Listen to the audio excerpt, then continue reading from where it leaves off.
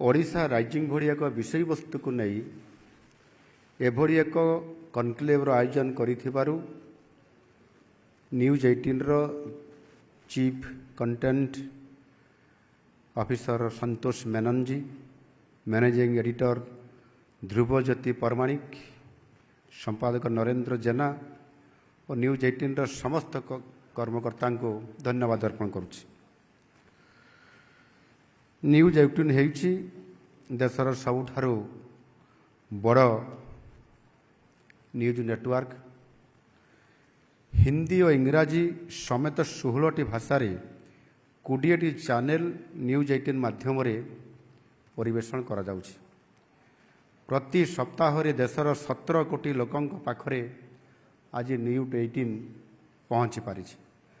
देशर television news जगत news 18 रो एक सिंह भाग आज लोकों पाखरे पहुँचवा ये निश्चित भाव आज समय पाई निश्चित भाव ये गोटे बहुत बड़ उपलब्धि। देशर टेलीविजन न्यूज जगत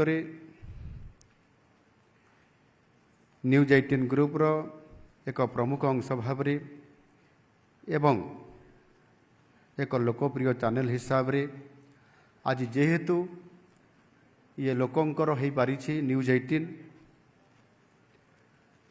आउ सेथिपाई अनेक समय मध्य न्यूज 18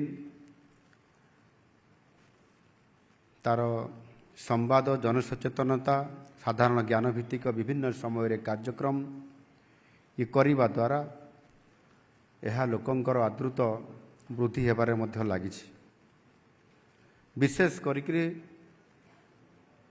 मते बहुत समय देखिया पाई जदियो सुजोग मु पाई पारे नाही समय अभाव कारणरू,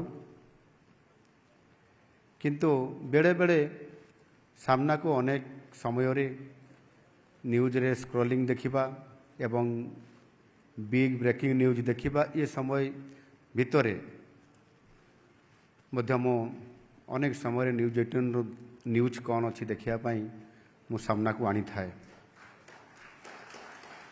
एवं आउ गोटे कथा होची ये तो न्यूज रो कथा हला कना जोठी मु बसे प्रथमे न्यूज चैनल को ही देखे, किंतु बेड़े बेड़े से न्यूज चैनल भितर भी गोटे गोटे कार्यक्रम हुए।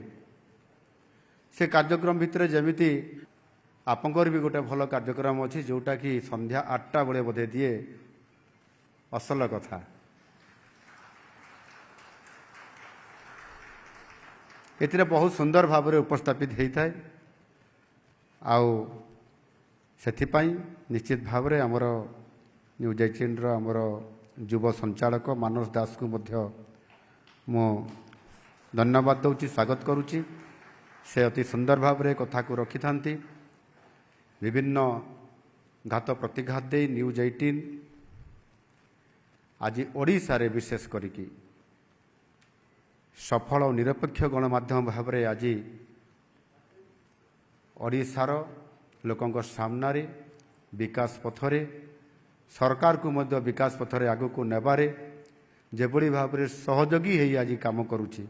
मु निश्चित भाव में आशा करी यही भली भाव में आगामी दिन में मध्य से सबू न्यूज करंतु ओडिशार लोकंकर विकास पथरे ओडिशार सरकारंकर साथी रे यह निश्चित भाव आमको अति आगो को नेबा पाई बहुत बड़ा गोटे आमको सुजोग आनी।